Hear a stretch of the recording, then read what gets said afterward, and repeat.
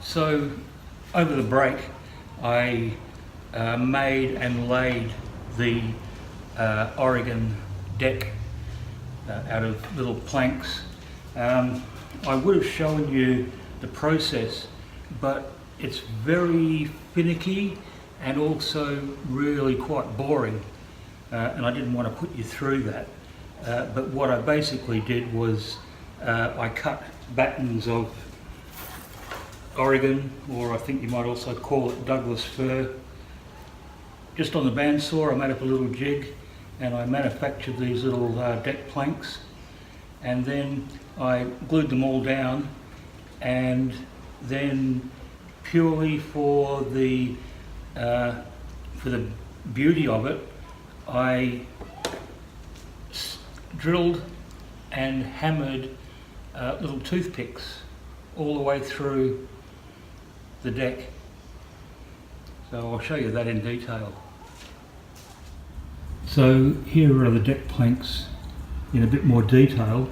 You see now what I meant by the toothpicks being set in to the deck to sort of simulate deck frames.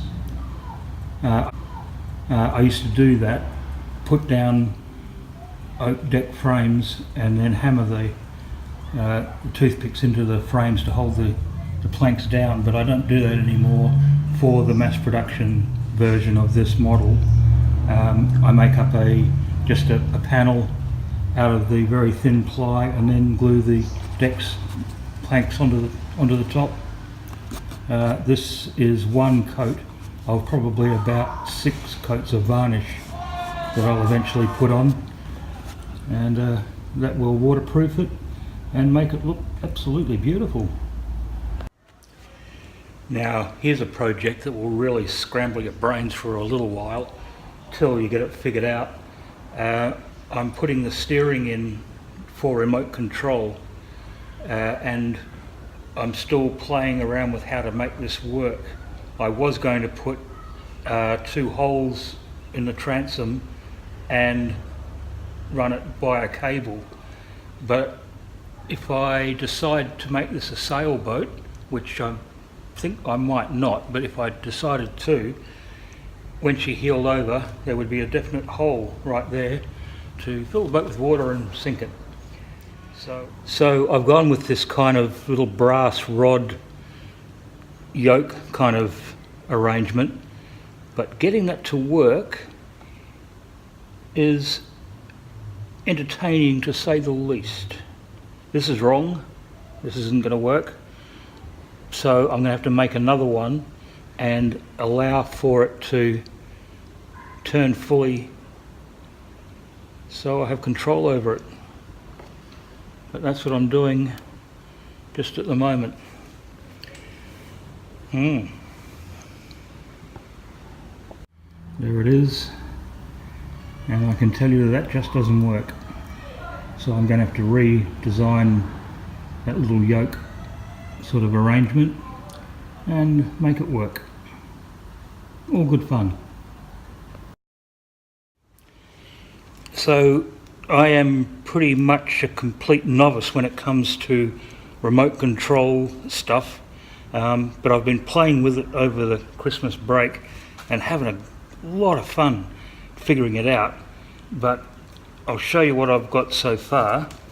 Is with this little toggle I've got the steering, but that's almost there, and then on this one I've got the motor control to stop and start the motor, and on this toggle this is not sprung. This one, it just moves. So on this little servo I can have a set of wires going through the battery, and wow, that's hot. Yow. Might just turn that off. Whoa, not good. That battery is, whew.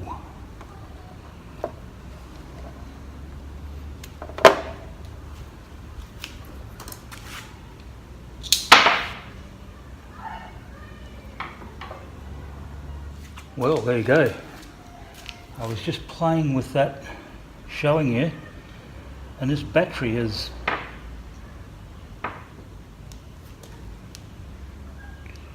fallen apart, which tells me that it's probably not a good idea to buy old cheapo batteries, because that was red hot.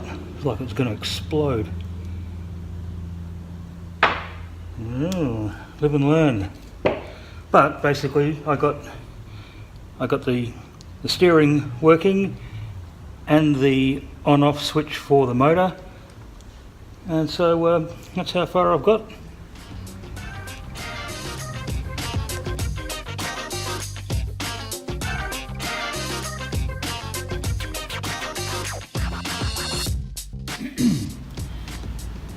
And so after a lot of thinking about it and mucking around, I've come up with this system that actually works. This little thing swivels and it moves the arm. Can't really show you very well, but as you can see, it swivels. So now what I'll do is I will take this apart and I'll make a nice decorative one out of the Jarrah, the dark hardwood. So I'll carve that out and show you how that works. There we go.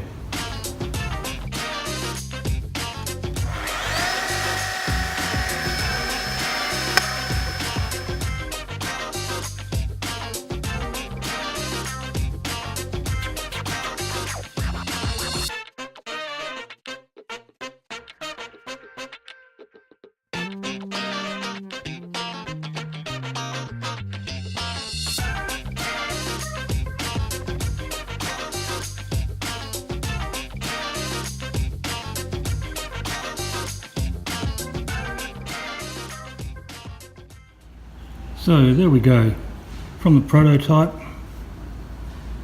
from that to that. I'll drill the holes and install it. Easy. Okay, here we go. Just hold the servo down underneath.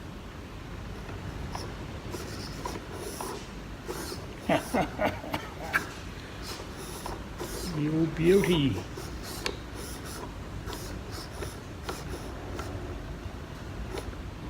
And now all I need to do is make a new little brass thing and she'll be ready to go. Fantastic.